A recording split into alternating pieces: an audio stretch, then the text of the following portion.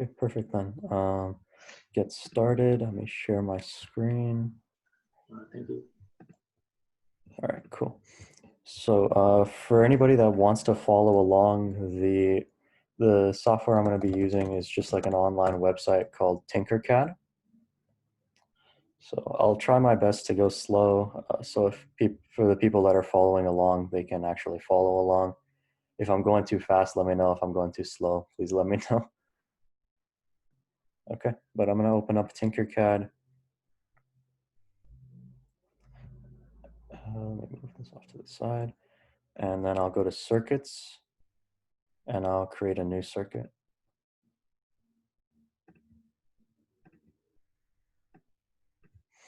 Okay. So first thing we're going to start off with is this is what an Arduino looks like. Just for everybody that doesn't know. Arduino is just a little board like this. Yeah, and this software that I'm using, or this website that I'm using, it allows you to kind of code, to do basic Arduino coding, and you can drag different pieces onto it, and you can wire things up together. And it actually acts just like it would act in real life if you were actually to wire these things up together. And it lets you do basic coding. It doesn't let you do more advanced stuff, but like the most basic Arduino stuff, it lets you do on here. So I'm going to start off with the thing everybody starts off with whenever you get this Arduino is we're going to start off with blinking the light on it. So this one little L here, it's like the internal built-in light on the Arduino. And with a tiny bit of coding, you're able to make it blink. So I'm going to click on code up here. I'm going to open it up. And instead of blocks, we're going to be doing actual coding. So we're going to go to text. There we go. Okay. And then instead of this 13 here, I'm going to make it more simple. I'm just going to write in LED.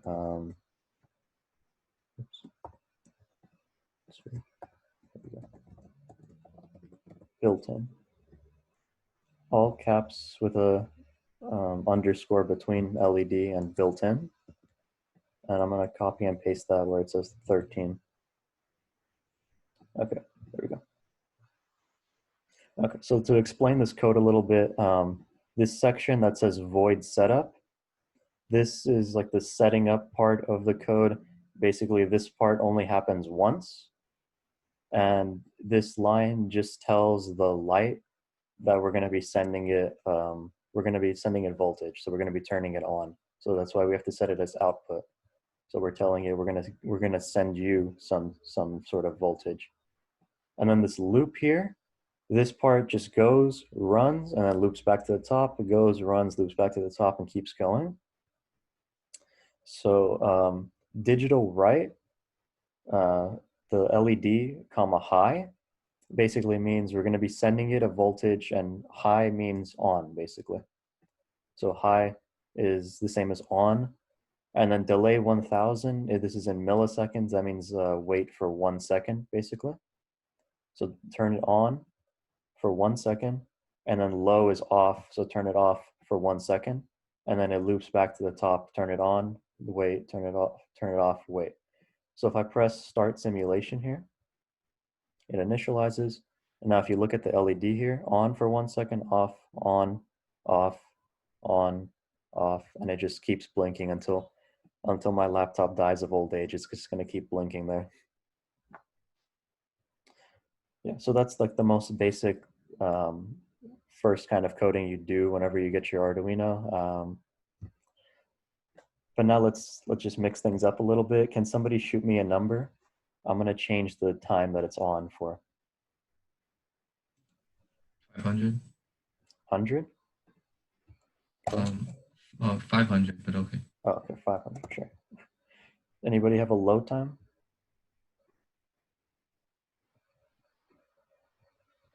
250. Oh. I think that's a little bit too small. Let's go a little bit higher. Less than 100? 100, yeah. 100, all right, cool. So it's going to be on for half a second and then off for a tenth of a second. And then if we start the simulation, it's just going to keep flashing on for half a second and then off for a tiny little bit. Yeah, but that's like the most basic Arduino thing we can do. Just blinking the light that's on it. We didn't add anything else in. Now, if everybody has been following along with that, let's go on to actually adding in something else. So this here, breadboard, the way that this works is all of these columns here, if you can see how it lights up, all of these columns are connected together. So like these 5 pins are all connected together, same with these 5 pins. On the other side, all those 5 are connected together. And then here where it says a minus sign, all this entire row is connected. And the plus sign, this entire row is connected. So what I'm gonna do here, it's very hard to move around in this. There we go. Okay, so what I'm gonna do here is I'm gonna come up and take an LED. I'm gonna grab one and I'm just gonna put it somewhere. I'll put it right there. Yeah, so it pops up. You can change the color if you like. I'm gonna keep mine on red, and then the name doesn't matter at all.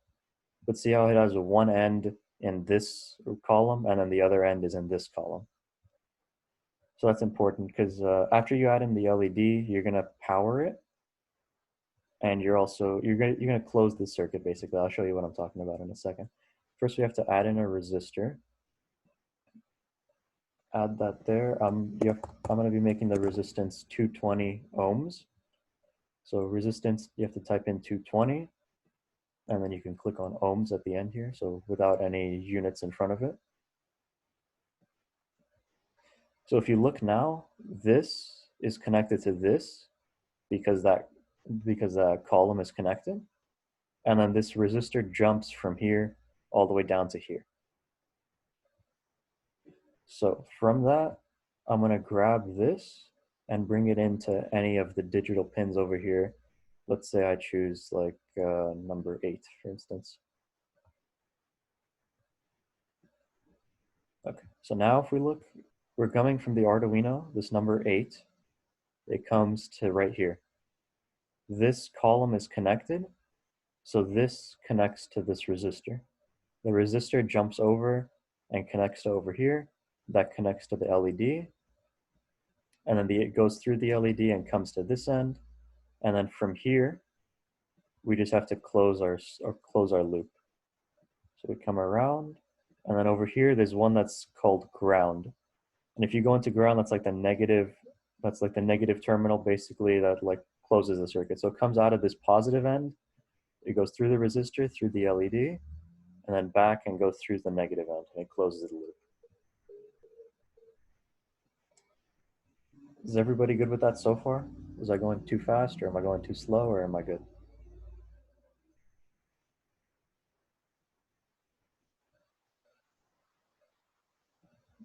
Open up the chat. Good, good. Everybody says good. All right, perfect, cool. Then now let's go back to the code very quickly. If you see here, the digital, I don't know what the quality is like for you guys, but it says digital right here, and it says pin 8. So this pin 8 is the new pin that we're going to be using. So instead of this LED built in, I'm just going to put the number 8. And then that's the same for all 3 of these lines. Aren, someone's trying to get into the Zoom. Oh, oh, shoot. Okay. Yeah, am I able to make you co-host? I'm not sure. Guess not. Okay, just let me know if you see anybody. I can't pay attention to it. And you can disable the waiting room. Oh yeah, sure, good idea. Okay, waiting room's turned off. Nice, thanks, Gary. Okay, so these numbers here, the 500 and 100, I'm gonna change it. Let's say 500 and 500. So we're doing on for half a second, and then off for half a second. So now if I press run, we're sending it to pin 8 now. So if I press start simulation, See, so instead of the light on here lighting up, now we have this LED lighting up. Because we're sending out from, oops, so hard to zoom around and move in this thing. There we go. So we're coming out from pin 8, going through the resistor, and then we're lighting our LED and grounding it, and we're coming back. So code-wise, we're just turning on pin 8 on and off for half a second. Okay. So if we're all good with that, I'm going to stop the simulation. And then now, obviously, you don't have to just keep doing that same pattern of on and off for like half a second. You can actually copy this whole code. And then here we can change it up completely. So like, let's say this 500, let's just leave it at 500. This 500, let's make it like 300. We can make this 500, 700, let's say 800. And this 500, somebody have a number? Anybody? Check the chat. 250. 250, 600. Which one? 250 or 600? You gotta vote. This is important. 600. 600. All right. Okay, perfect. So 600. And now if I start the simulation and we look at the LED, instead of the half second, it's changed up a little bit. The numbers are very close together, so I'm going to change stuff around. Let's make this 800 like a 200 maybe. How's that turn out? Okay, there we go. Now we got like an actual pattern going. So it's on for a little bit, then off, and then on, quick flash, off. So you can mess around with this as much as you like. You can change all the numbers out. It'll still keep running forever until your laptop dies. So yeah, and that's like the basic lighting up an LED for Arduino. And then this coding here, it's the same exact coding you would do in the actual Arduino software down here.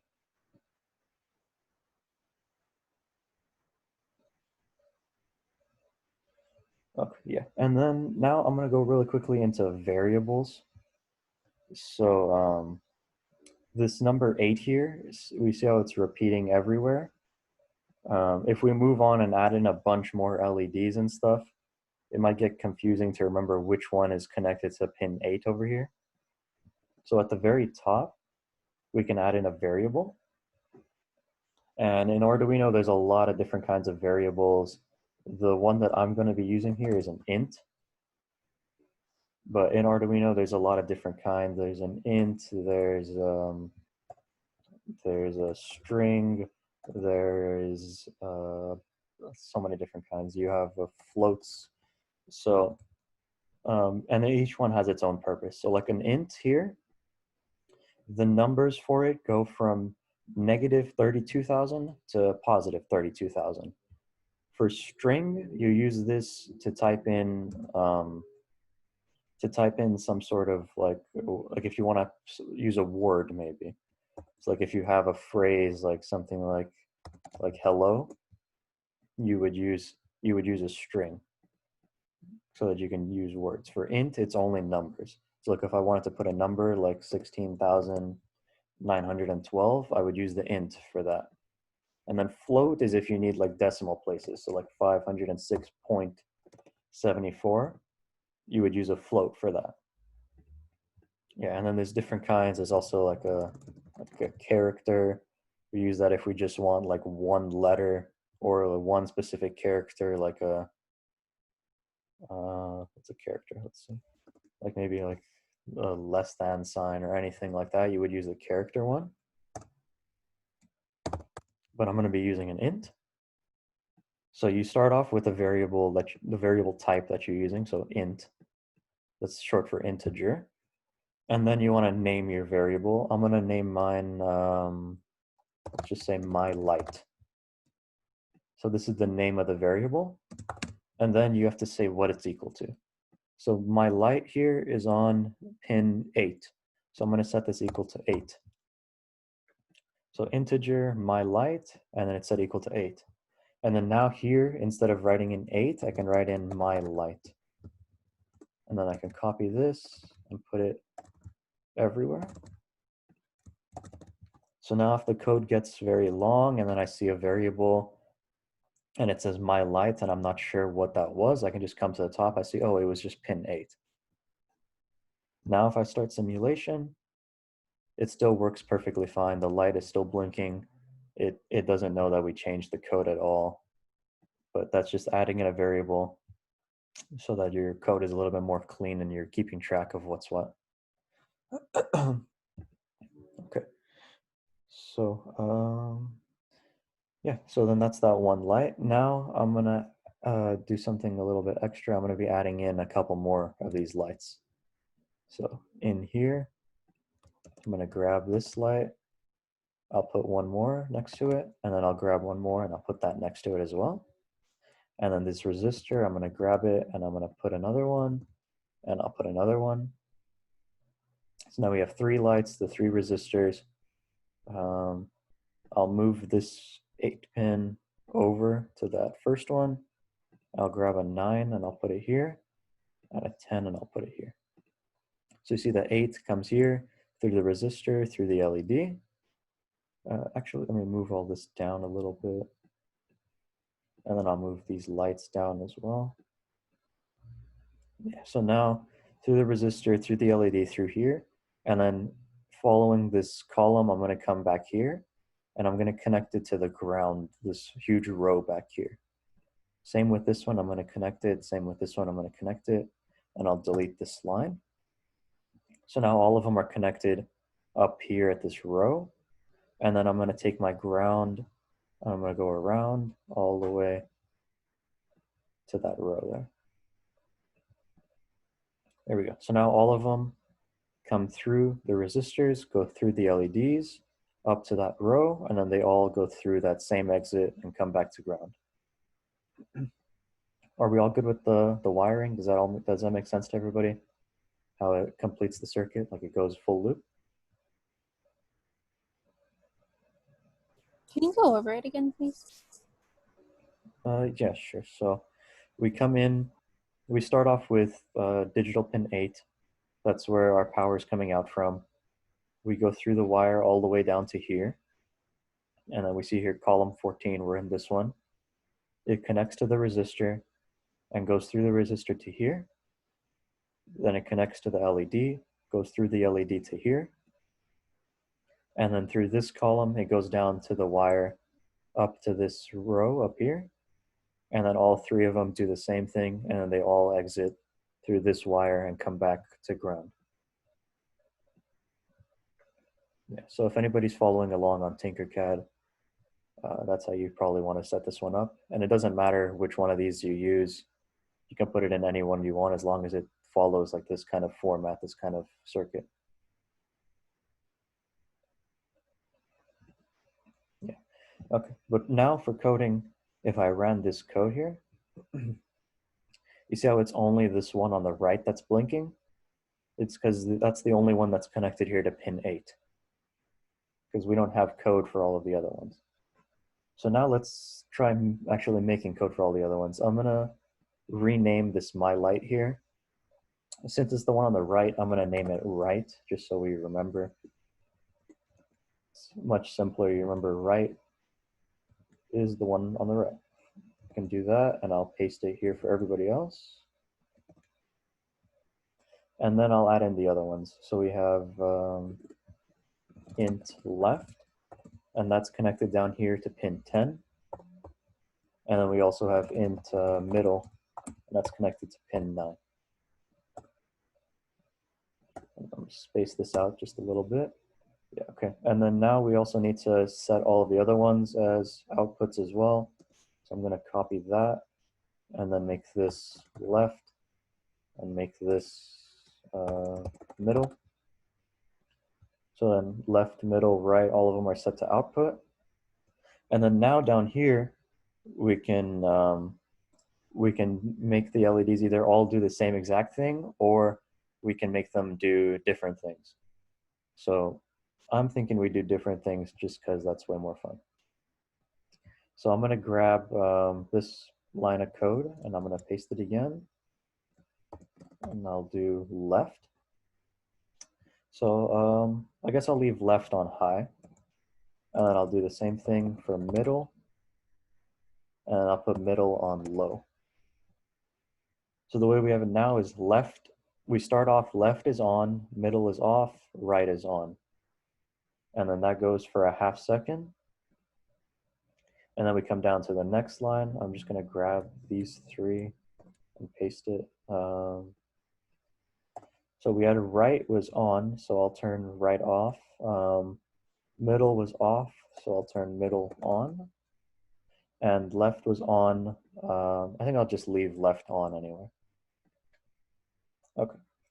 And then I'll come down to here and I'll paste that code again. Right was off, so I'll turn it on. Left was on, so I'll turn it off. And middle was on, so I'll turn it off. Okay. And then we come down here again. Right was on, turn it off. Left was off, turn it on.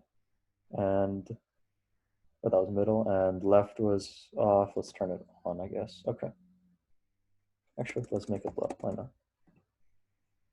Okay, so left should be on and on again, and then off and still off. Middle will be off, on, and right will be on, off, off. So now if we run this code and start simulation, all three of our lights should start blinking, and it's kind of more of a random pattern, but we got all three lights blinking now. Okay, I'll just wait a few seconds just for people that are trying to code this along with me. They can have a second to type that all out.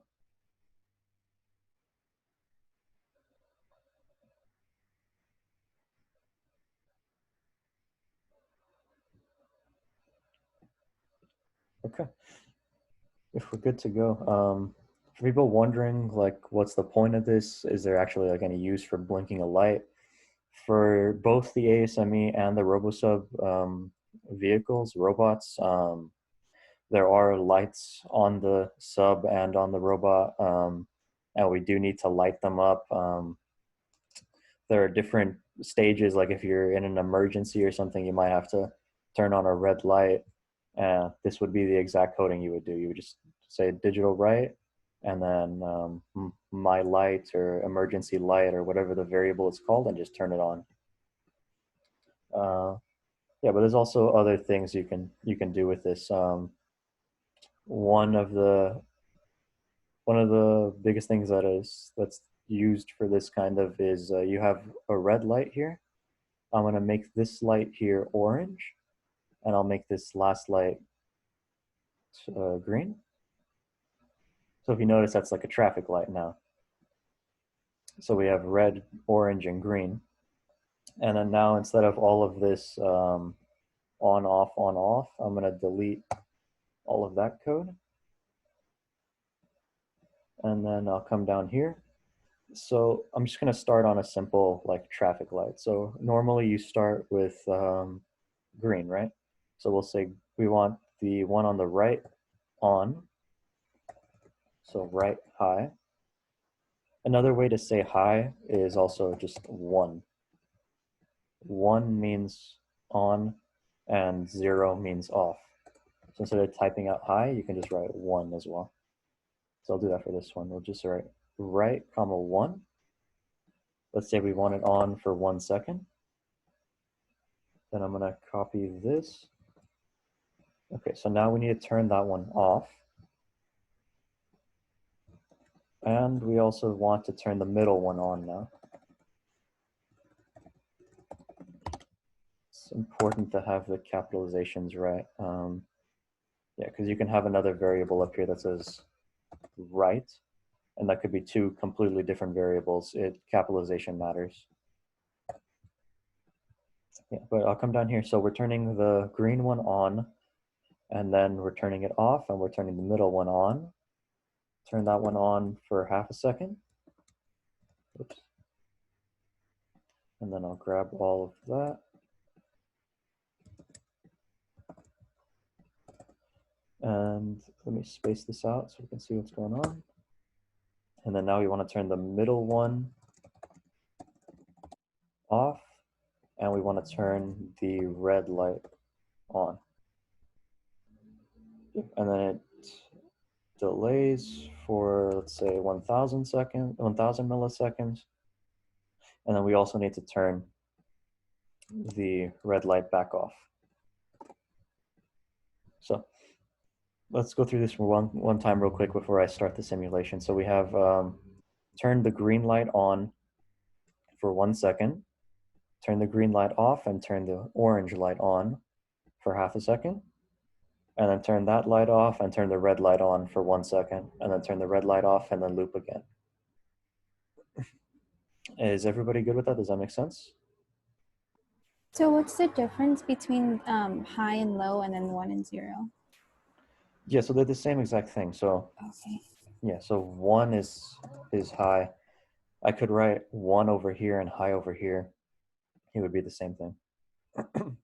I could also make a variable up here if I wanted, like int on, and set it equal to 1. And then in here, I could write on. And so on is equal to 1. You would just put a 1 in there. That's another way to do it. There's also another kind of variable called a Boolean. That's just like that's basically either a 1 or a 0. So that would be great for this situation. So I can make like a Boolean on and set it equal to 1, and then a Boolean off and set it equal to 0. But I'm just going to stick with, you guys prefer high or 1? What's more, what's easier to see for you guys? 1? 1 and 0? Okay. In that case, I'll leave that at 1.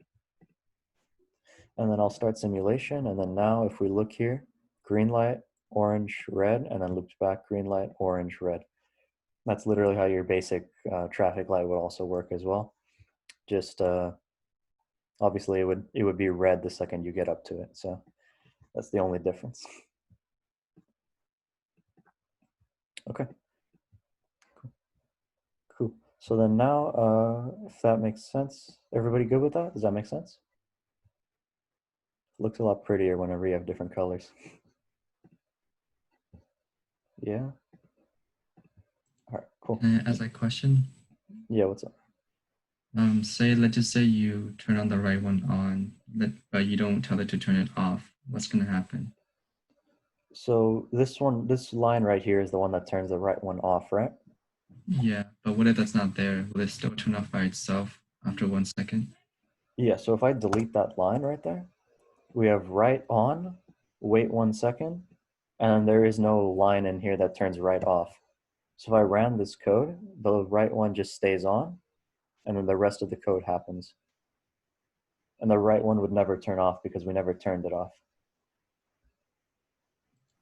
So this delay here is literally just go, go. It's this delay right there. So right there and right there. It's that 1 second delay before the middle light turns on. But it's not doing anything for the right light, for the green light. This has no effect on this if you're not going to turn it off. So I'll stop Gotcha. the simulation and I'll put it back in there. Okay. Yeah, so now if we go back, okay, perfect. So it still works perfectly fine. Okay. So next thing I was thinking of doing was showing you guys like a little bit of basic serial communication. For both RoboSub and for ASME, you need to use serial communication to talk to your sensors sometimes. So sometimes if you get data from a sensor, you want to print it out so that you can see what it's giving you. You can see like what data is this sensor giving me? Is it accurate? Is it wrong? Or for some sensors like a GPS, you have to send it commands, and you do that through the serial monitor down here. And so the way to use it, see like right now if I open it up, it's completely blank. But the way to use it is first you have to start it up. So in the setup, you have to write serial.begin and give it a speed. Normally, almost always, you're going to be using 9600. So serial.begin 9600 in the setup, that starts up this serial. And then in the loop here, you can print something out. Go to chat. Is there a reason why we use 9600? Yeah, so 9600 is like the rate that it refreshes. So kind of like the amount of times per second that it's refreshing. And you can go much higher than this. You can go to like 115,000. But if you're just doing something very simple, that's just taking up a lot more processing than you need to use. So like one of the smallest ones is 9600. And so that's like the most basic one that you want to use. And sometimes a lot of sensors that come, they tell you what rate they work at. And if you go too slow or you go too fast, then you won't get data from that sensor because you're not refreshing at the right rate. So usually most sensors like 9600. It's very hard to open the chat. There we go. Does that make sense, Kyle? Yeah, okay, perfect. Yeah, so then we started up 9600 and then we come down here. And let's say we want to print something out right at the beginning before or just as the light turns green. So we would write serial.print. And then in here, if I put quotation marks, I can print out whatever is in that quotation marks. So I can print out something like the word go, let's say. So like serial.print, and then in the quotations, the word go. So then now if we check the serial monitors, nothing's coming up. But if I press start simulation now, green and it says go. Orange, red, green, and it says go again. Orange, red, green, and it says go again. Orange, red, green says go. Orange, red, green, it says go. And it'll just keep typing go in that monitor there, and it'll just keep going and keep going. Yeah, and then see how all of these came up in the same line? If that gets annoying and you don't want them all in the same line, you want to view them. Whoops, that's the wrong place to zoom up. And you want to view them on a separate line. Instead of serial.print here, you can put serial.print ln. And that's like kind of, I like to think of it as like line new. So like new line, basically, it'll print the next go on a new line. So if I clear this chat, okay, cool. Yeah. So if I print this out now and I press start simulation, starts with green, it says go, goes back to green. Now the go is on another line. So that's a lot nicer to see now. So everybody good with that? So we have serial.begin, and then we also have serial.print ln, and we get it onto a new line.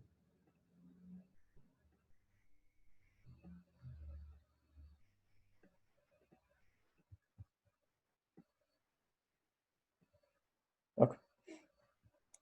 All right, perfect, cool. In that case, I'll also, let's say instead of the word go, I want to print out a variable. So like at the top here, I'm going to make a variable. I'm going to make it a string because I want it to be words. And I'll name it, let's say, current state. And then this current state, I'll just leave it like that. So I'm making a string, and the name of the variable is current state. And then in here, I'm going to say that current state is equal to, let's say go. So current state is equal to go. So now whenever I'm doing a serial.print, instead of printing the word go, I can delete that and just put in current state. See, so now we're setting up a string named current state. We're saying current state is the word go, and then we're printing out current state. So now if I clear this and I press start simulation, oh, you have to put a semicolon. Did I miss another semicolon? I did. Put another one over there. There we go. Code is happy now. I'm going to refresh the page because those red lines don't like to go away.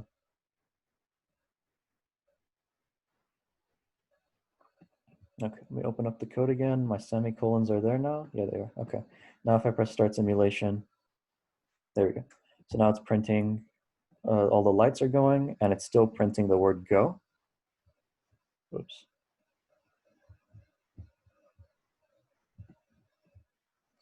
Very hard to zoom. There we go. Yeah, so now it's printing the word go still, and we're just printing out current state, the variable. So now if I stop simulation and clear that and close this, let's say I want to do this at all three of them. So like in the first one, I'm printing out current state is go, and this one I'll print out I'll say current state is equal to wait, and then in the last one I'll say current state is equal to stop. And then I'm printing out current state on a new line for all of them.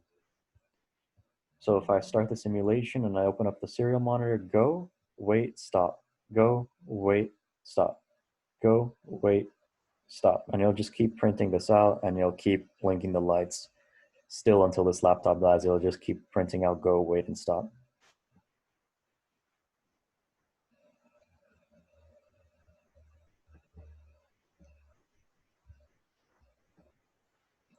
Is everybody good with that so far? That makes sense?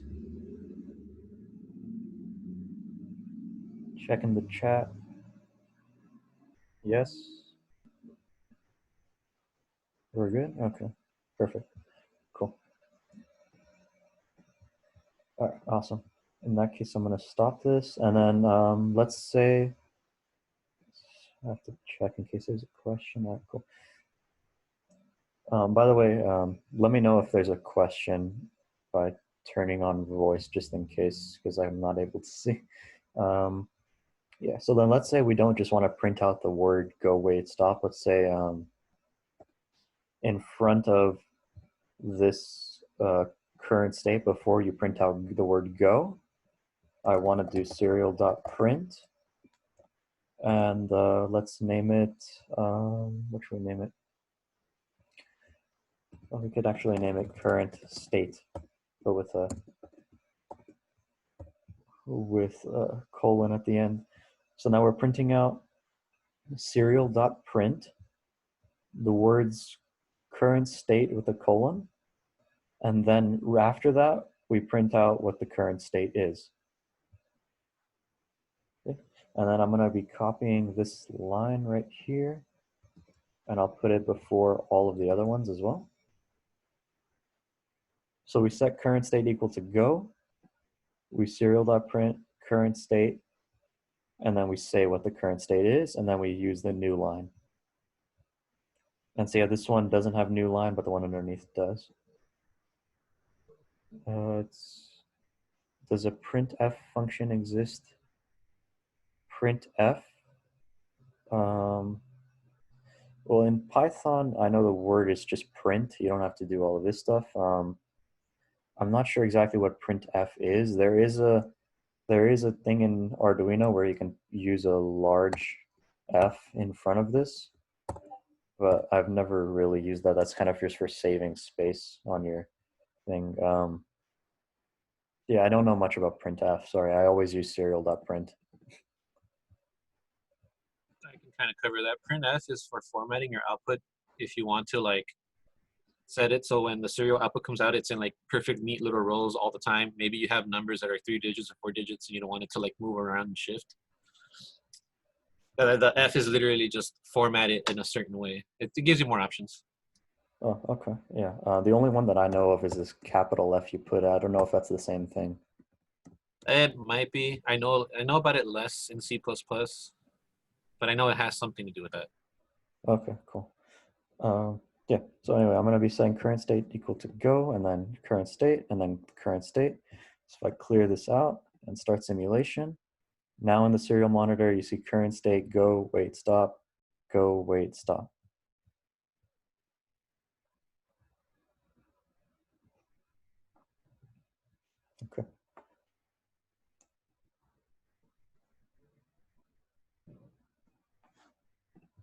Oh, I already stopped. Okay, cool. So now, as Ricardo says, he hates messy code.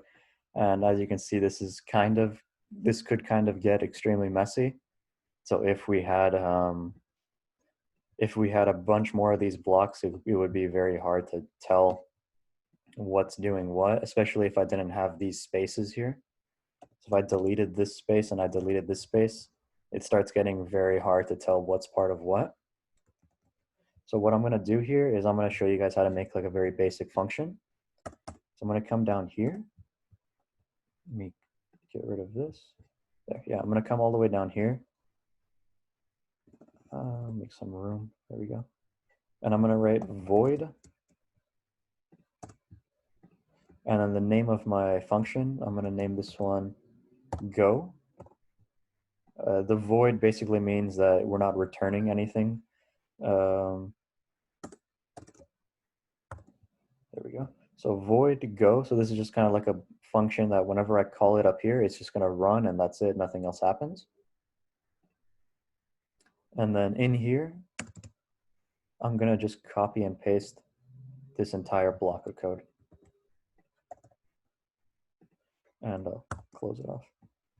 So now we have a function named void go. And then inside of it, I just put the entire block of code that we have up here. And then up here, instead of putting this entire block of code in the loop, I can delete that entire thing and just put the word go like that. So this tells it in the loop, whenever you start up, just call the function named go. And then down here, the function named go, it calls this whole block. So now if I wanted to start this simulation, the lights still blink perfectly normal, green, yellow, red, green, yellow, red. And if I open up the serial monitor, it's still going go, wait, stop, go, wait, stop. So everything still works perfectly fine. And that's just because I'm just using that one function go. So now I can also write void, void wait, and open this up, and then grab this whole block of code and put that in there. So I just put the entire wait block into there, and then I can delete all of this and just say wait. And then I can also continue, and make another huge block of code down here and say void stop. And then in the stop one, I grab this last huge block of code and put it in there. And there we go. So then now we have a stop function, we have a wait function, and we have a go function. And then up here, I'll delete this and write stop. And now in my loop, it's just void loop, go, wait, stop. And I can delete the lines in between. I know exactly what's going on. I have go, and then a wait, and then stop, and then it just calls those three functions. And then now if I ran the simulation and opened up the serial monitor, clear this, go, wait, stop, the lights still blink, green, orange, red, green, orange, red, and everything still works perfectly fine. And the reason Ricardo hates this kind of coding is because, let me actually open up Arduino for you guys. One of the codes I worked on last semester, or I guess the one before, let's see, old files, high school. I'm about to burn Ricardo's eyes a little bit. Okay.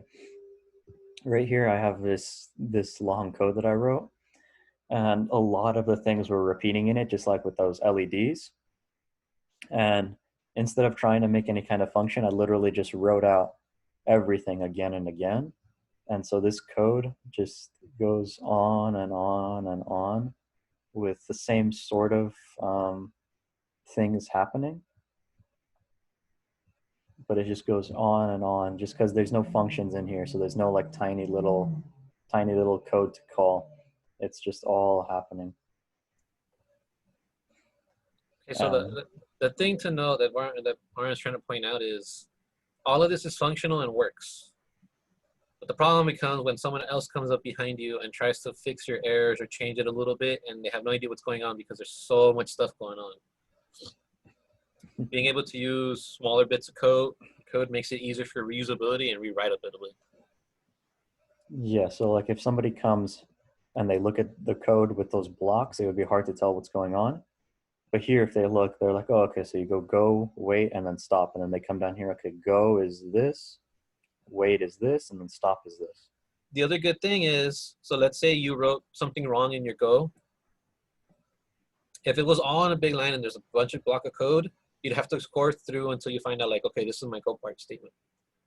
In this case, you know, since Go is in a function, all you have to look for is that Go function and find the error in the Go code.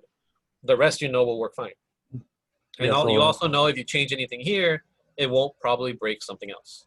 Yeah, so like this semicolon here, if I didn't have that there and I started my simulation, it just says, oh, it seems like your code has errors. It tells you in the function void go, you have some sort of error. And so I can see, okay, go, I just come down here, void go. Oh, there it is, I'm missing a semicolon, and I throw that in there. And see how it highlights a completely random line? Arduino is not very good at letting you know exactly where your mistake is. But now it works perfectly fine. So it's good to make those big blocks and then just see like, where's my mistake? What section of the code is it in? And so if you have these functions, you can see what section it's in. Yeah, that was all of the basic things that I was going to cover. Ricardo, do you want me to move on to 6 LEDs or do you want to take it from here? I don't know, it depends on people. How are people feeling right now? Good, bad, bored, not bored? Boring or confusing? I only see one facial reaction. Can I scroll down? Feeling good, good, okay. It's all good. Now, is this a little, you know, too easy? Do you want something a little bit more complicated? Yeah. Or you want to just expand on this light examples? Yeah, do you want to go on with kind of easy going, like gentle stuff? Well, or do you I mean, want to move on to like more complicated? you can put in the buttons. Yeah, I can. We want state machines. No, state machines is ROS and Python. That's a different class. Yeah, that's a little bit of an upgrade from blink 3 lights. Yeah, if you're learning about state machines and Python, I think you got this by now. Okay, we can go to something more complex. Buttons and interaction with buttons and lights. Yeah, okay. Okay, one thing I did want to do was like a bit of an array thing. I want to see if I'm able to show them how it works. If I'm not able to, I will pass it on to you. You can use You your know buttons. how it works? Yes, yes, I know how they work. Yes, thank you. I don't know. I say you do buttons, but you do you. Okay, I'm gonna try. If it turns out poorly, you can take over. Let's see. So yeah, so I'm just gonna make 3 more LEDs here. I'm gonna make one there, one there, one there. So we have 6 total. And then also those 6. And then I'll connect the rest of these guys up.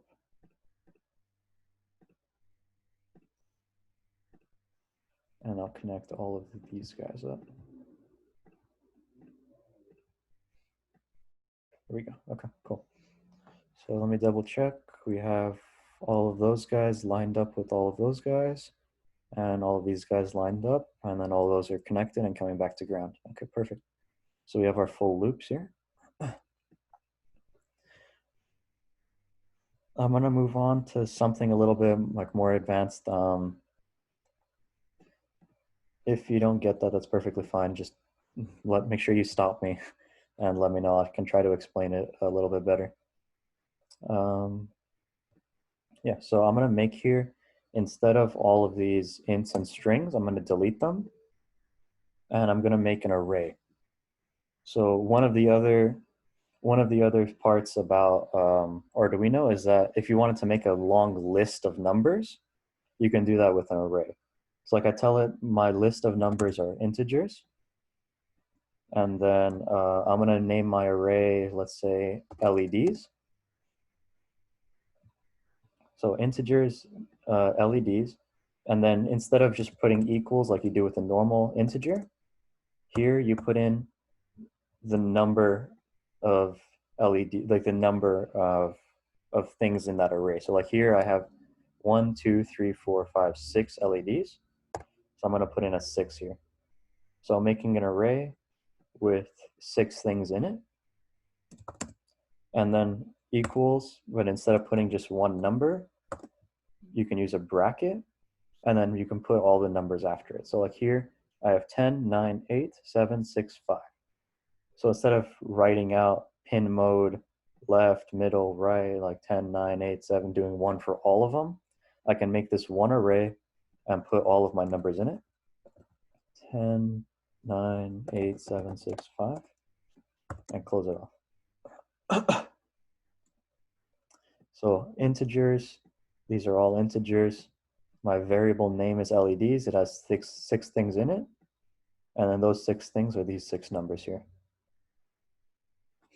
Okay. But yeah, okay, anyway, that's good for now. Yeah. And then in the setup, instead of writing this out for each single LED, I'm going to be making a for loop. So I can write here for. The first thing that goes into here is the, is it I equals 0? No, it's I less than 6, colon I equals 0, colon I plus plus. And I'll explain that. I'll explain that in 1 second. Hold on, fix it. It's declaration of I first. No, I checked it yesterday. You are wrong. Why are they changing it to me in I plus plus? Either way, you still haven't declared I as an integer. Yeah, that's true. Yeah, sure. Oh yeah, so in here I have to go int. There you go. Yeah, but that's wrong. No, this is the way that they do it. You can't declare less than integer. Okay, here let's try it your I way. equals 0. Okay, let's try it your way. I think you might be right. Okay, so int I, you set it up as so it starts at 0, and then the condition is as long as I is less than 6, run this loop. And then every time the loop finishes, add 1 to I. So like it comes in, and then it runs the loop once, and I is 0, and then it comes back, and then I is 1.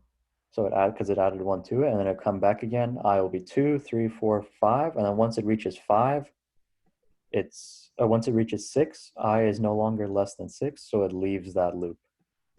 Let me close the loop here. So right here, the reason I made this array is, so like here, if I wanted to use this number 10, I would write in LEDs 0.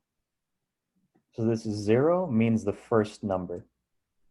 So LEDs 0 takes this first number. And then LEDs 1 would be 9. And then LEDs 8 would be, or LEDs 2 would be 8, and so on. So then in here, if I wrote LEDs and I put an I, it starts off as 0. So the first time it comes in, it's the first number, and then it finishes and it comes back. And then the next time it comes in, it's a 1. Oh yeah, I just noticed there's a billion chats. Let me check. My bad.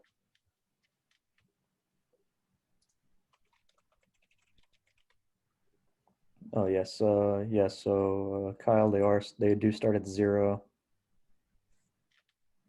You guys, so where should I start? This is the first time meeting Arduino. This is our first time teaching Arduino as well. So if you were here for the entire thing, that's great. You got a good start.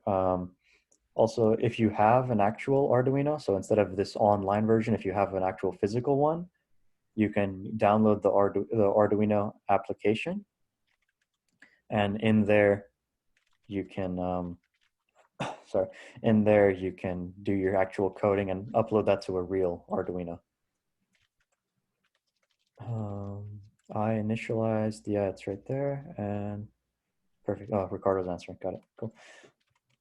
Yeah, so then in here, instead of just putting this though, if you guys remember, the main line was it was pin mode, right? So we're gonna turn on all of the pins at once. If you remember before, we would write like pin mode 10, comma output, right? But instead of just writing 10, we want to do all 6 of them at the same time. So we're going to write LEDs I. So then if you see how this works, it initializes LEDs with the 6 numbers in it. It comes into the for loop and it starts at 0. So you come in pin mode LEDs, and then this number here would be a 0.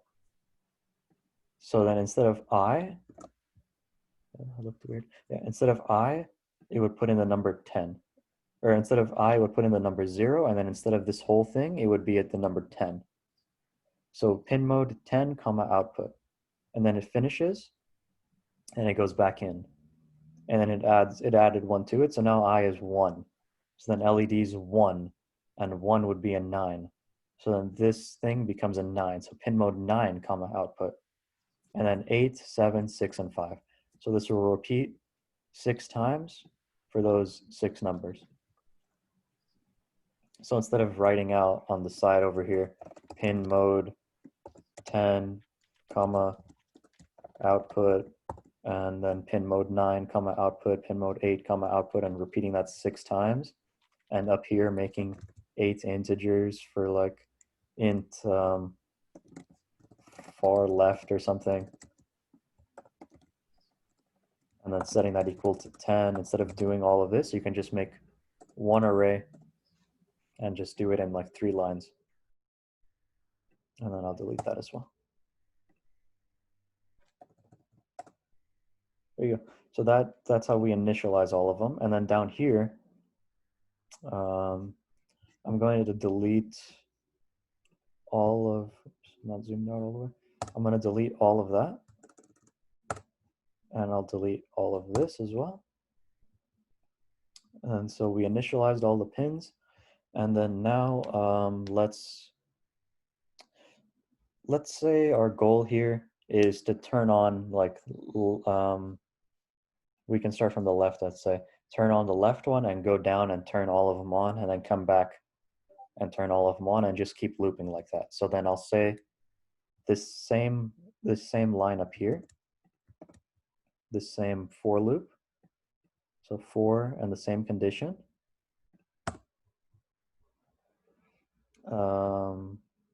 I'll say, is it digital write?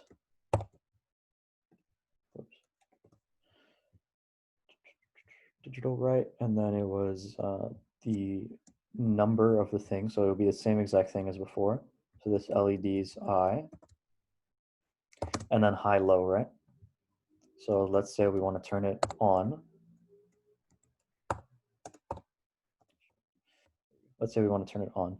So then the way this would work is it would come in for, it starts off at 0. It comes in and puts in a 0. That would be 0 is 10. So it would come in and it would put in a 10 here, and it would say digital write 10, comma 1. So that would turn this far light over here on. And then you'll come in again. I plus plus means add 1 to I, so I is 1 now. And it'll come in again. LEDs of 1. LEDs 1 is this number 9. So it'll plug in the number 9 here, and it'll digital write number 9 on. And then number 9 over here would turn this one on. And so on until it turns all 6 lights on. But let's say, I'll make it 500. Let's say we don't want, let's make it 750. Okay. Let's say we don't want all of the lights to just turn on. Let's say we want like this far one over here to turn on and turn off, and then the next one on, off, on, off, on, off, on, off, on, off, and then loop back. So then that way we would do it, would be the same line right here, but make this a 0. So it'll come in, it'll turn on the light, wait 3/4 of a second, and turn off the light. And then go to the next one and do the same thing. And then the next light and do the same thing. So then here, if I can even delete the serial because we're not using it at the moment. So this is how short the code is. It's only 20 lines. And if I started the simulation, oh, did I miss a colon or something somewhere? Bracket at the end. Yeah, I missed the semicolon all the way up here. Bracket at the end. Bracket at the, oh, you're right, there you go. Right there is supposed to be a bracket as well. There we go, okay, it works now. So now if we look at the LEDs, whoops. 1, 2, 3, 4, 5, 6. 1, 2, 3, 4, 5, 6. So with just 20 lines of code, we're blinking each light one at a time. And then we could also, if we wanted, if I can add in, oops, I have to stop simulation. I can add back in a this serial.begin 9600. And in this loop over here, I could write serial.println. I could print out the LED that we're on. Just like this. So like in here, so I did serial.begin again in the setup. And then in the loop, right after you turn on this LED, you serial.print the number that we're on. Or I could even do just the letter I. So like it'll come in for number 1, or for letter 0, I guess. Number 0.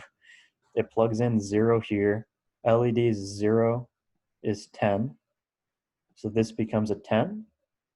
And then serial.print, it'll print out the number 0. So then if I started the simulation and I opened up the serial monitor, I cleared it out. 2, 3, 4, 5, 0, 1, 2, 3, 4, 5. And it tells you which one we're on. 0, 1, 2, 3, 4, and 5.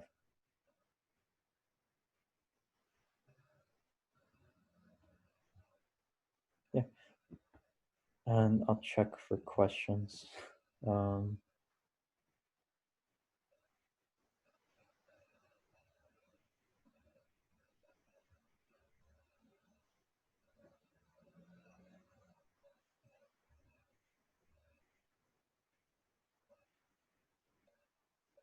Yeah. Is there any questions?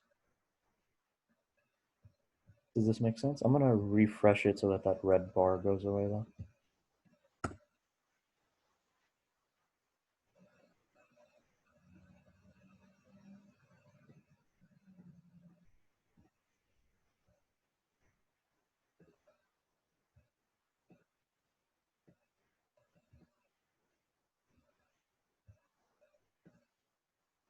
Good. Okay, everybody's good with that? Okay, if we're all good with that, I'm gonna pass it on to Ricardo so he can do either adding in buttons or moving on to servos. No, we're gonna go with buttons. Buttons? Okay, cool. We'll do servos and motors next time. So stop simulation. I'll stop sharing my screen. And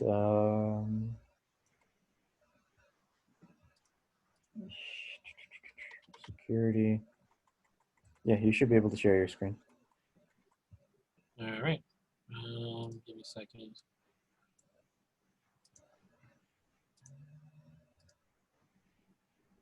All right, cool. All right.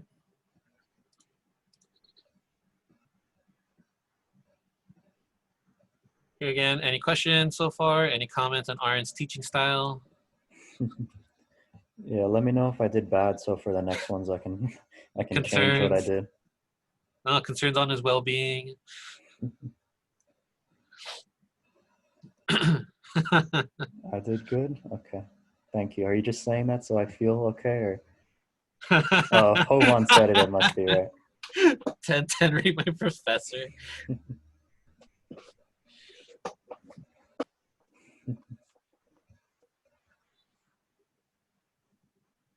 Oh man, why do you gotta lie down so much, Timothy? There's better workshops. All right, now we have to sit and watch Ricardo. Go ahead. Yeah, mine's gonna be horrible. Don't worry about it. Go for it. Go for it. All right, guys.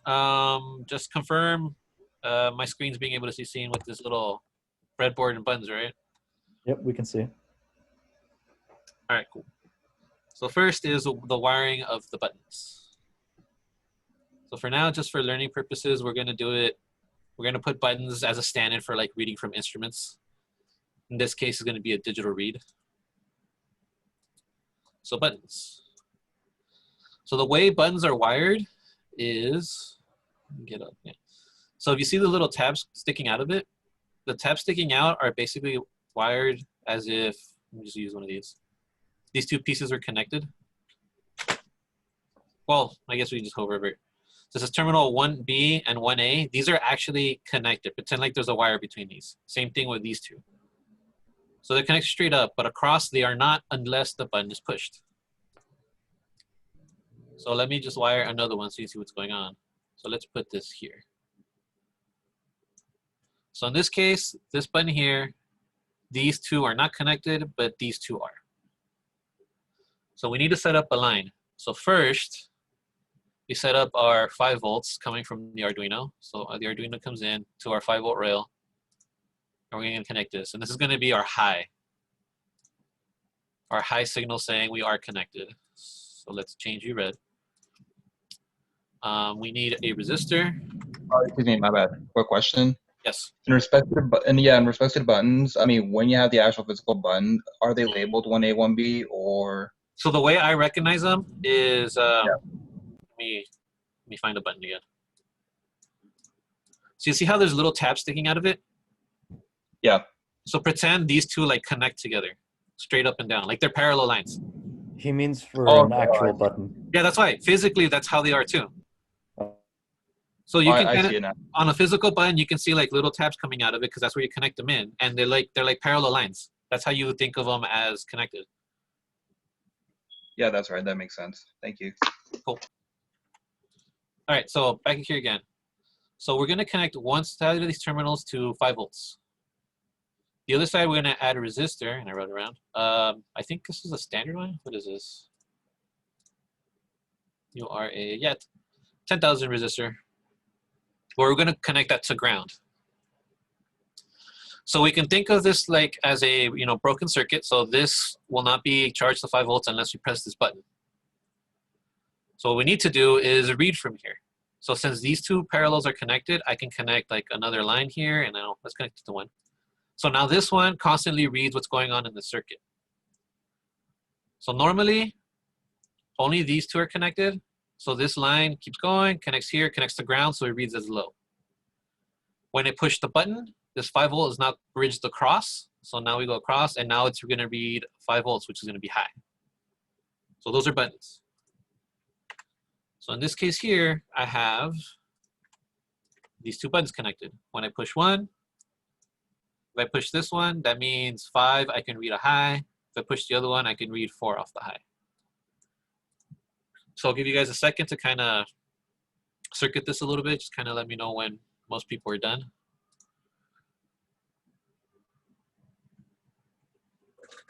Again, the resistor can just be the standard word that starts with, which I think is 10,000. Let's see. Yeah, 10,000 is fine.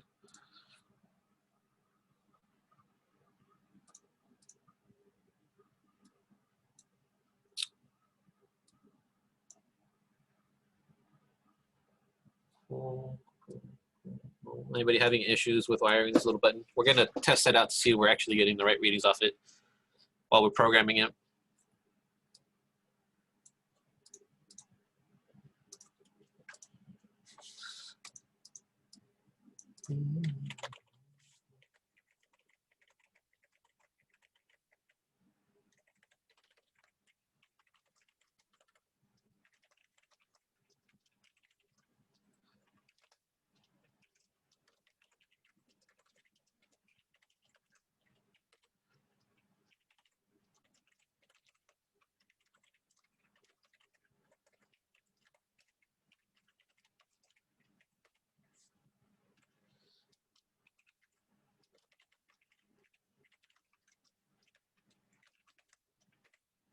that right, Aren?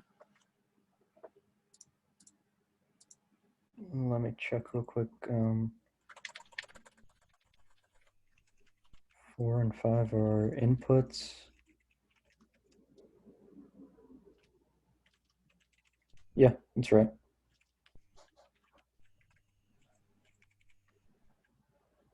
Shift, copy. You're going to be using the array as well? Not yet. All right, so let's kind of go over how at least I would test out if my buttons are working or not. For now, Left ignore for this. both. You know what? Let's just do this. So everything with 2 little slashes in front of it is commenting out, which means the Arduino is going to ignore it. We're going to get back to that later. So for me, I'm setting up my left button and my right button, as pin 5. So follow it on pin 5 and pin 4. So in this case, the pin mode, which we've already been used to with output, we're going to set to input instead, so it knows I'm reading from this. And then you already know printing out outputs and stuff. So here, all that's going to happen is any single time I have the left button high, which means I'm pushing it, I want you to print out left. And if the other one, right, thank you. And if the right button's being pushed, we're going to print out right. So let's see if this works. You need to get out of the way. Void loop. Am I missing something? Oh.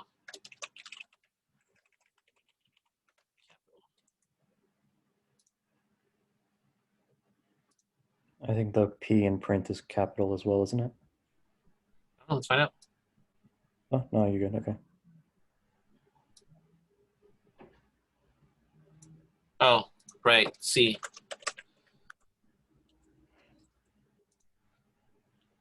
Yeah, you need 2 quotation. Yeah, Or it's not quotations. It's not Python. All right, cool. Let's try it again. Good practice to use quotations anyway. So if I'm holding this button down, when I click on it, it'll print out left. When I click on the other one, it'll print out right. All right, cool. So let's back to the code. Anybody have any questions so far? Kyle asked, can you use double quotes for strings? Do you mean something like, you mean these double quotes? Yeah, no, it's just, so that was on me. Python lets you do it however you want. C++ is very stringent and wants to do it with double quotations. Yeah, that's why I was printing out the numbers. So single quotes. You are correct. It'll print out the character numbers. So if I do this, so there's characters. At least I hope that's characters.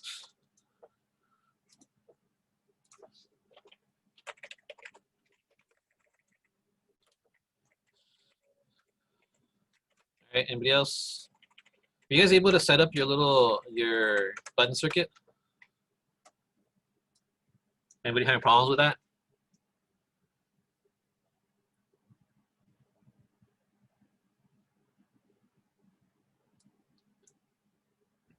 Does everybody get how the wiring works for this one? Whenever he pushes down the button, the circuit gets closed, and so he gets data.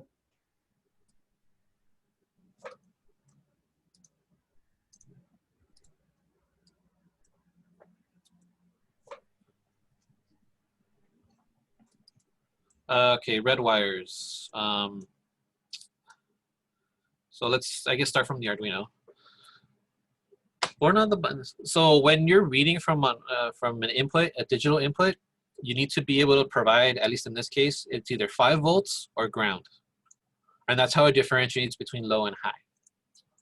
So first, we need a source for 5 volts. So from the Arduino, we're just pulling from the 5-volt pin and putting it on this rail. which is going to be our, you know, positive rail, 5-volt rail. Same thing with ground. So we already have the ground one coming around, connected to this rail. And so with this transistor, we're jumping it, and we're also giving it ground. So we have one that's giving it 5 volts and one that's ground.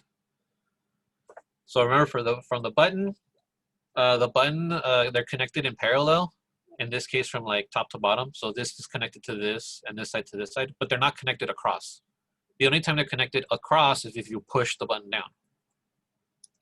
So normally, what's happening is this. So this pin here is reading from this little circuit, and the only circuit that's completing with it is hitting the resistor here and ground. So it reads ground, and ground for it means low.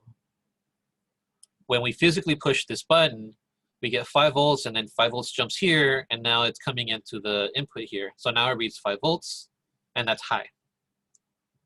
So that's how it differentiates, like, is the button pushed or is the button not pushed?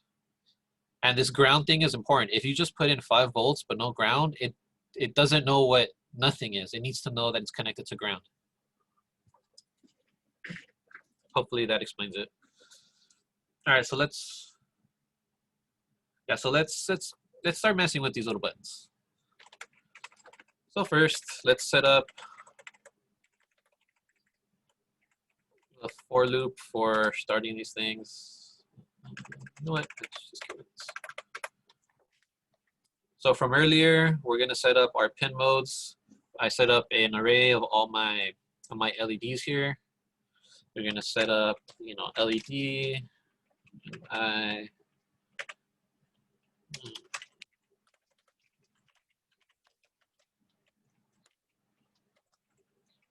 so setting up every single LED output here in this array. So that one. We're gonna set up my pin mode for my left button as input and my right one as input. These two I've defined earlier up here. So here, let's try doing something cool. So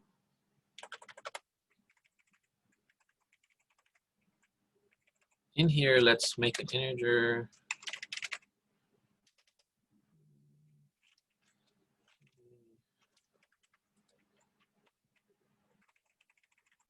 So I'm going to be using this integer here. This current one basically means what current LED is going to be turned on. So my goal is going to be to make this left button and right button move just a single LED turned on and off, and move it either left or right depending on what button I pushed. So here, we're gonna do something like this. So if the left button got pushed, so that's left equal high, that's how I'm reading from it. So digital read. You tell it digital read, you tell it what you want to read from, in this case, pin 5, which is the left button here. We're gonna read it, and if it's high, which means it's pushed down, then that's why there's 5 volts. We're gonna go, we're gonna turn off the current LED. So let's turn that off, and that's digital right. We're gonna turn off the current one.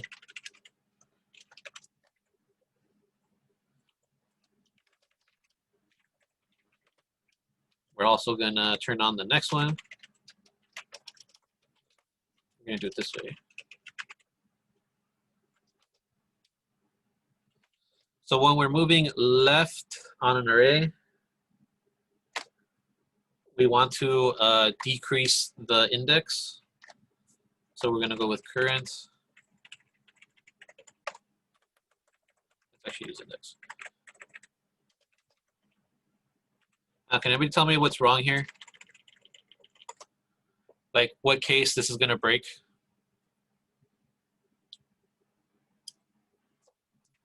Anybody has ever worked with arrays before?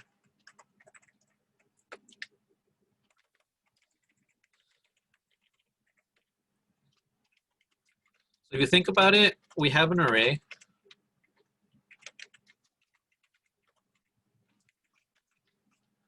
So we have an array that's 6 long. In this case, I'm starting with the index at 0. The index of 0 is this one here. So if we start and I push this button and I subtract 1, our index is -1. And when it tries to come back here and read what's at index -1. There's nothing there. Our index starts at 0. So it actually starts reading junk data. So whenever we're using arrays and stuff, we need to make sure that we're not going out of the bounds of the array. So a good thing to do is to do a check here. We can do if current is less than 0. So if I try to decrease it more than it should, okay. Let's just set it to 0. Don't go farther, just keep it at 0. And for the next part, we're gonna do current.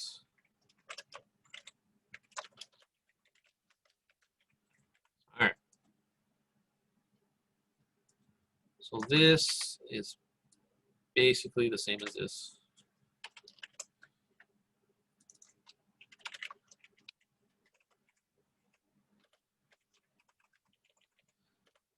So in this case, our check, so we're going right, which means we're going from here to here. Our last index here is a 5. So we can't have anything above a 5. Or we can't have 6, whichever way you want to think about it. So if our current is greater than 5, because we have a number greater than 5, we set it equal to 5. So now we're just staying within the bounds. So if I keep pushing this right button, it's not going to go past that 5. Hopefully. Current high, current high. Cool. So let's try this.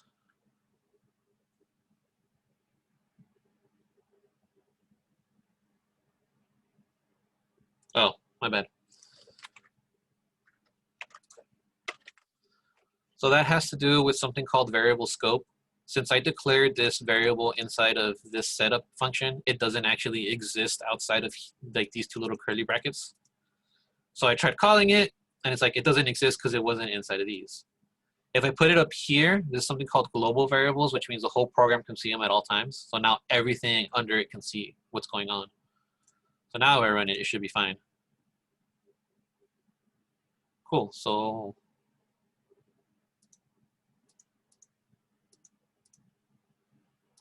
no, stop. All right, something went horribly You're wrong. digital writing the current. You're not digital writing to the LED.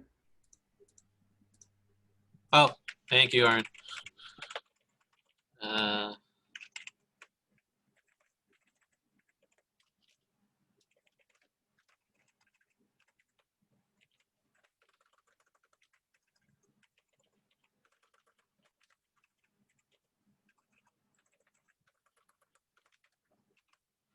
Let's try that again.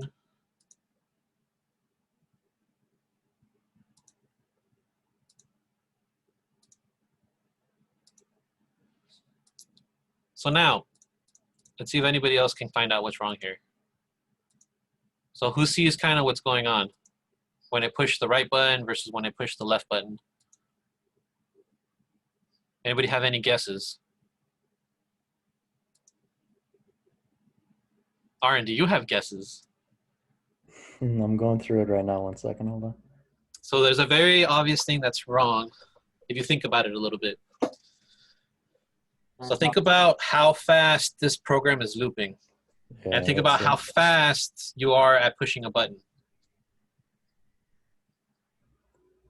Yeah, so whenever you push the button, it counts it as like 500 pushes instead of just 1 click. Yeah, this thing loops in like milliseconds. As much as you try to push this button once and so it only moves once across, it's never going to happen. You're holding down the button for like at least like 100 different cycles.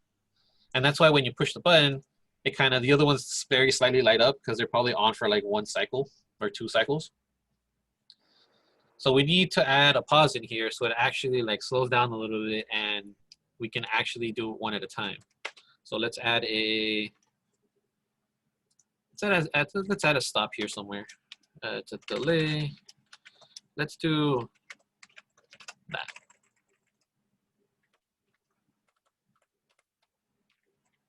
And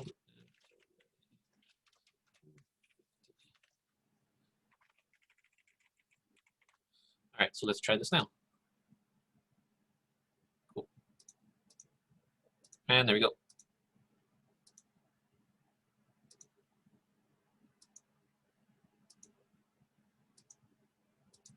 So now I have two little buttons that can move my my little light left and right. So a good thing to try if you wanted to, instead of making one light, try making two lights go back and forth. Maybe add a piece of code, so like if I'm here at the very end and I press this button again, it loops all the way to the beginning. There's lots of little tiny things to try to do coding-wise here. All right, any questions? Did I lose anybody? Did I bore anybody? Not you, Aren. You're just an observer. Cool. So there's a lot of cool things now you can do with a bunch of lights and being able to put buttons. If you wanted to, you could make a 2D little grid of lights and then have 4 buttons and have maybe the lights go up and down and left and right.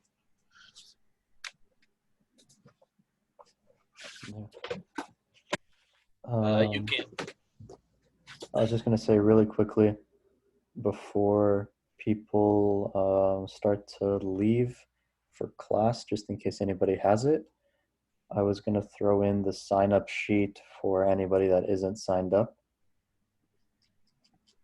Let me just type it out.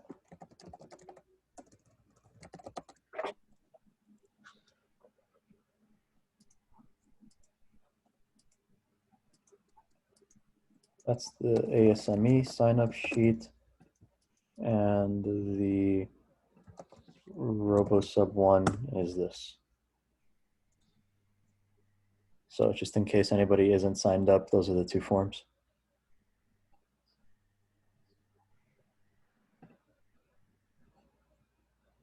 Perfect. All right. Any other comments? Any suggestions? Anybody hungry? Yeah. I mean, people have got to at least be hungry. Anybody excited it's a 3-day weekend, even though you just stay at home all day anyway?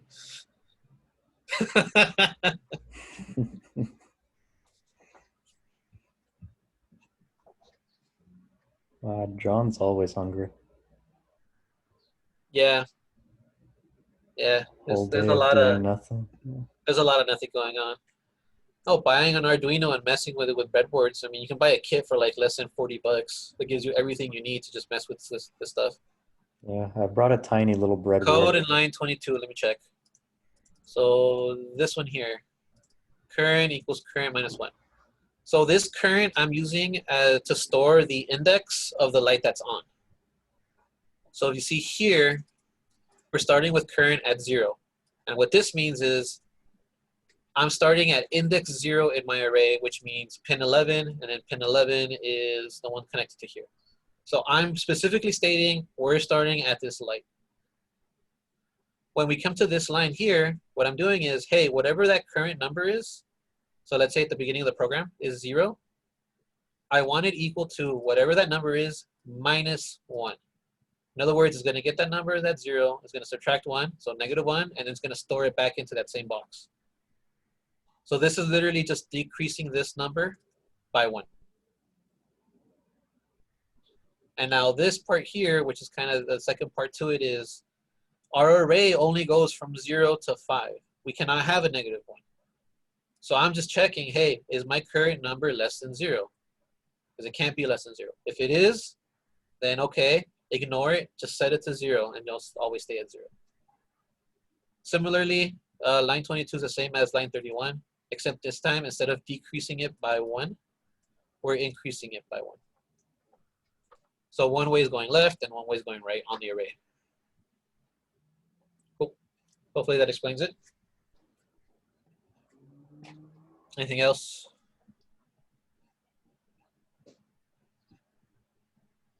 So on RoboSub, we usually connect thrusters. So we use these digital PWM signals, and that's what we're going to try to go over for next time. Yeah, that fixing code part is pretty fun. So you can send out a different type of signal, just not an on and off.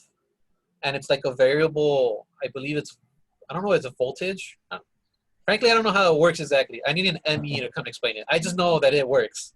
You send out a signal out that's variable, and that goes to the motor controllers, and depending on how strong that signal is how strong we want the thrusters to turn. That is the Arduino's job. We just tell it, hey, Arduino, we want to go forward. The Arduino goes, okay, to go forward, these two thrusters need to be full power, and then these other ones need to just balance out the fact that we're going forward. Yeah, if anybody's interested in how that works, a good way to explain it would kind of be in like 1 second. Well, not in 1 second, but like as a 1 second interval. So the Arduino can't change how much voltage it sends out. It's always going to be sending out that same 5 volts or 3.3 volts. But the way that PWM works for like thrusters and motors is in 1 second, instead of sending out 5 volts for that full second, if you want the thruster or motor to spin at half speed, then for half a second, it'll send out 5 volts. And for the other half a second, it won't send out any voltage. So it gets half as much voltage.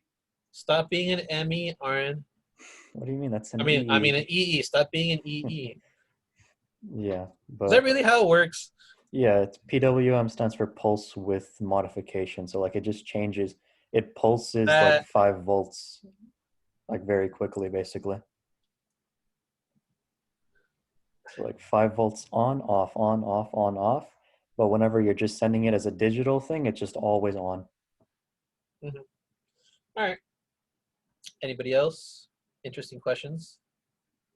Yeah, the ASME robot also runs with this one for the wheels, right? Yeah. Yeah, so we control our motors with the same thing. Gabriel, don't tell him. He's an ME. Modulation? I'm just an ME. Don't forgive my terms, yeah. There's a lot of going on. We really want a good EE to come teach us the actual things. We're just connecting wires and stuff. Like this, the LED resistors. I don't know why I need 220 ohm resistors. I just know someone told me to do that. I like the coding part. That's what I like. Yeah, both teams need a lot of help from electricals. Mm-hmm. Teaching us the ways of the electrical magic. Yeah, it's actually the same for both. We both need power distribution boards. Yeah. I don't know. Maybe their brains get fried with all the electricity. Hey, there's an alive EE. That's exciting. Any EE that comes to our meetings is a good EE. Yes.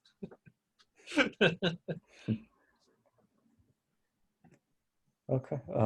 If nobody has any questions, we could either pass it off to the ME team to do SolidWorks, or you guys could take a 15-minute break and then the MEs can start afterwards. I mean, I'm probably gonna hang out here until they show up. If you guys want to, chill, Okay. talk about break stuff. time. Yeah, if anybody wants to talk, we'll be here for another 15 minutes. Yeah, I think so. I think we'll save the rest of the things for the next one. Uh-huh.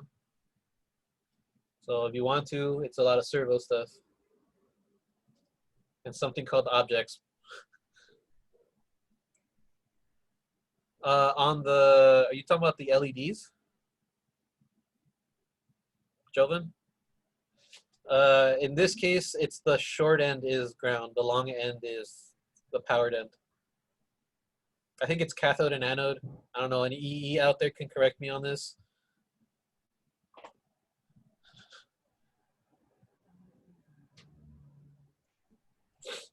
Never mind.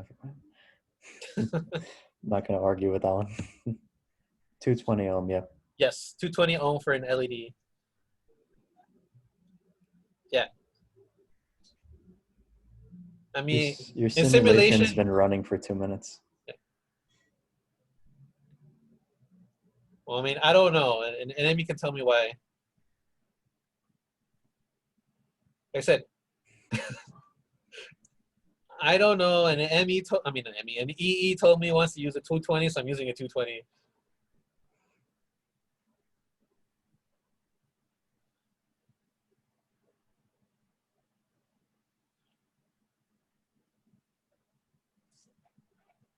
Yeah, the only reason we use resistors is just in case anybody's wondering, is so we don't burn the LED. Because if we keep sending it a bunch of 5-volt signal, or like basically 5 volts for a very long time, that light is going to get extremely hot, and eventually it's just going to burn out. So we put the resistor there to drop down the voltage a tiny bit. I do know it's less relevant here because it's simulation. We don't care if the LEDs burn out. Yeah, and it's Yeah, if also you're a doing website. Yeah, if you're doing it physically, yeah, you want to, not burn out your LEDs, or else you're gonna buy more, even though they're really cheap. Yeah, and it's also a website, so I doubt that it does the calculation of how long until your LED burns out, or like even if you put a resistance of 1 or 20,000, I'm sure it'll show up as the same thing. I don't know. Let's find out. I'm very curious whether or not it'll burn it out. Put it extremely high and see if the LED doesn't turn on. I was gonna do this.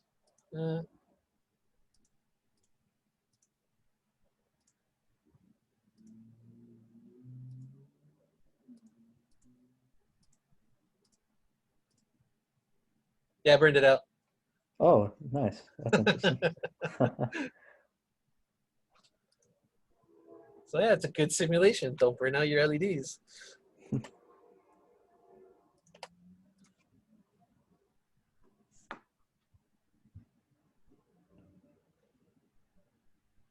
Yeah, it's a shame we can't be in person. In both the ASME and RoboSub labs, we have like kits for this stuff.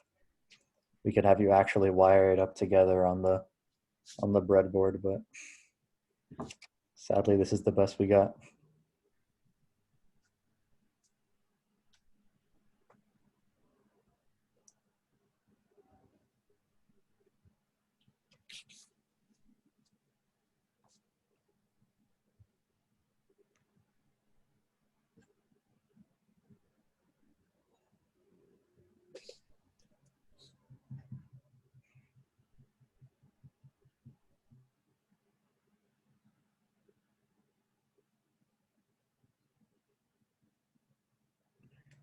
Sure.